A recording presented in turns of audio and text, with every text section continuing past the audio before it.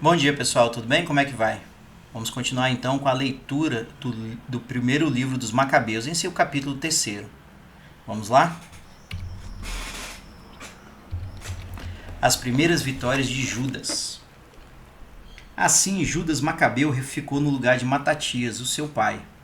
Todos os seus parentes e todos os que tinham se juntado ao seu pai ficaram do lado dele e lutaram com entusiasmo por Israel. Judas trouxe ainda mais glória para o seu povo quando vestia sua couraça. Parecia um gigante. Ele pegou as suas armas de guerra, lutou nas batalhas e com a sua espada defendeu seus soldados. Nas suas lutas, parecia um leão, parecia um filhote de leão rugindo quando caça um animal. Perseguia os que desprezavam a lei até pegá-los. Acabou com os que perturbavam o seu povo. Com medo dele, os apóstatas fugiram. Todos os que desprezavam a lei ficaram apavorados. Judas teve sucesso na sua luta pela liberdade. Ele fez com que muitos reis ficassem aflitos, mas com as suas vitórias trouxe alegria para o seu povo. O seu nome será louvado para sempre. Passou por todas as cidades de Israel e acabou com todos os apóstatas. Assim ele desviou do povo de Israel a ira de Deus. A fama de Judas se espalhou até os fins do mundo, pois ele salvou os que estavam em perigo de morte. Apolônio juntou um grande exército de não-judeus e de homens de Samaria para lutar contra os judeus. Quando Judas soube disso, marchou com seus soldados para lutar contra Apolônio, e o derrotou e matou. Muitos soldados inimigos foram mortos e o resto fugiu. Os judeus pegaram as armas dos inimigos. Judas pegou a espada de Apolônio e, daí em diante até a sua morte, ele a usou em todas as batalhas. Serom, o comandante do exército sírio, soube que Judas tinha juntado um exército enorme de soldados dedicados a ele e prontos para lutar. Aí ele pensou assim: vou lutar contra Judas e os seus soldados, aquela gente que despreza a ordem do rei. Assim, eu ficarei famoso e receberei homenagens no reino da Síria. E, novamente, um forte exército de judeus apóstatas foi ajudá-lo a vingar-se dos judeus. Quando Serom estava chegando perto de Bet-Horon, Judas saiu ao seu encontro com um pequeno grupo de soldados. Quando viram o exército sírio avançando para lutar contra eles, os judeus perguntaram a Judas: como é que nós, que somos tão poucos, poderemos lutar contra essa multidão enorme e poderosa? Todos nós estamos fracos, pois ainda não comemos nada hoje.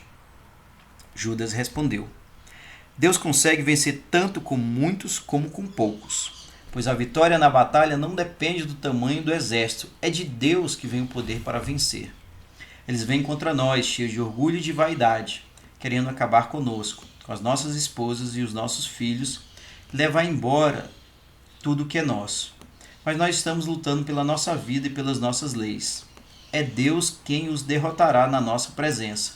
Não tenham medo deles. Assim que acabou de falar, Judas e os seus soldados atacaram os sírios e derrotaram Serom e o seu exército. Perseguiram os sírios pela descida de Bet-Horon até a planície. 800 sírios foram mortos e o resto fugiu para a Filistéia. Depois disso, todos começaram a ficar com medo de Judas e dos seus irmãos. E os povos dos países vizinhos ficaram apavorados. Até o rei Antíoco ouviu falar sobre a fama de Judas, e os não-judeus comentavam as suas batalhas. O governador Lísias. Quando o rei Antíoco ouviu falar sobre tudo isso, ficou furioso e ordenou que todas as forças armadas do reino se juntassem, formando assim um exército enorme. Ele abriu os cofres do reino, pagou a todos os soldados o salário de um ano e ordenou que ficassem prontos para qualquer emergência. Mas ele descobriu que havia pouco dinheiro no tesouro do rei. Os impostos pagos pelas províncias tinham diminuído por causa da revolta e da miséria que ele mesmo havia causado quando anulou as leis que tinham existido desde os tempos mais antigos. Antíoco era mais generoso do que os reis que haviam governado antes dele. Gastava muito nas suas próprias despesas e era um mão aberta quando dava presentes.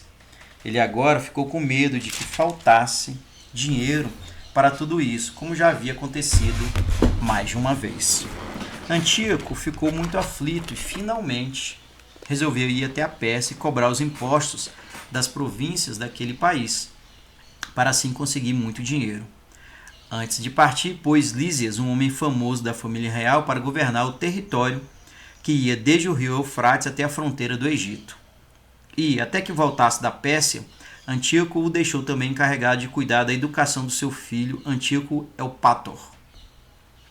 E pôs Lísias como comandante de metade das suas tropas e todos os elefantes usados nas guerras.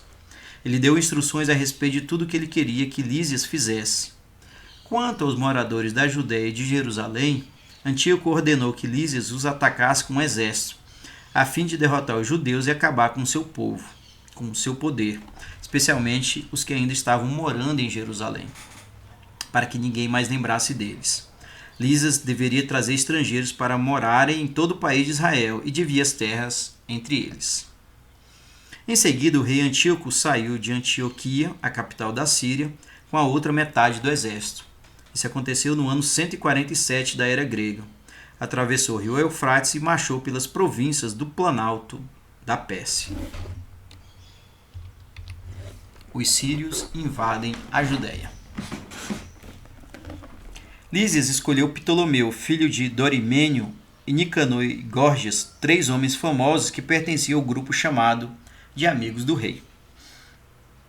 E os enviou com 40.000 soldados de infantaria e 7.000 de cavalaria para invadirem o território da Judéia e o arrasarem, como o rei Antíoco havia ordenado. Eles partiram com todos os seus soldados e acamparam na planície da Judéia, perto da cidade de Emaús. Ali juntaram-se a eles exércitos da Idumeia e da Filistéia. Quando os negociantes daquela região ouviram falar sobre o enorme exército sírio, foram ao acampamento para comprarem escravos judeus. Os negociantes levaram consigo correntes e uma enorme quantidade de prata e ouro. Judas e os seus irmãos viram que, com as tropas estrangeiras acampadas no país, as coisas iam de mal a pior. E ficaram sabendo também que o rei Antíoco tinha dado ordem a Lísias para acabar completamente com os judeus. Então os judeus disseram uns aos outros: vamos tirar o nosso povo dessa situação miserável. Vamos lutar pelo nosso povo e pelo templo. Reuniram-se todos a fim de se prepararem para a batalha e para orarem, e pediram a Deus compaixão e misericórdia. Jerusalém estava abandonada e parecia um deserto, e nenhum dos seus moradores entrava ou saía dela. O templo tinha sido profanado, estrangeiros estavam acampados na fortaleza, e ela agora servia de pousada para pagãos. A alegria tinha desaparecido do meio do povo de Israel. Não se ouvia mais música de flauta, nem de harpa.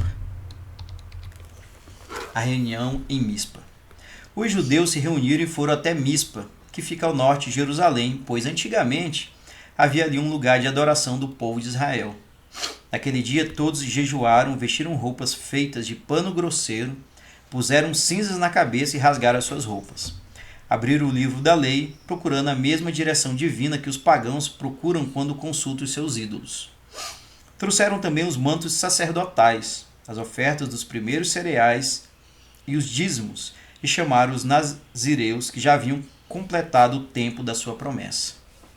E em voz alta, todos clamaram a Deus, dizendo: o que faremos com todas essas coisas? E para onde levaremos esses homens? O teu templo foi pisado pelos pagãos e profanado, e os teus sacerdotes choram por causa da sua desgraça. Os pagãos se ajuntaram contra nós para nos matarem. Tu sabes o que eles estão planejando fazer com a gente. Como poderemos enfrentá-los se tu não nos ajudares? Então, tocaram cornetas e todos gritaram bem alto. Depois disso, Judas escolheu homens a quem colocou como chefes de grupos de soldados, de 1.000, de 100, de 50 e de 10.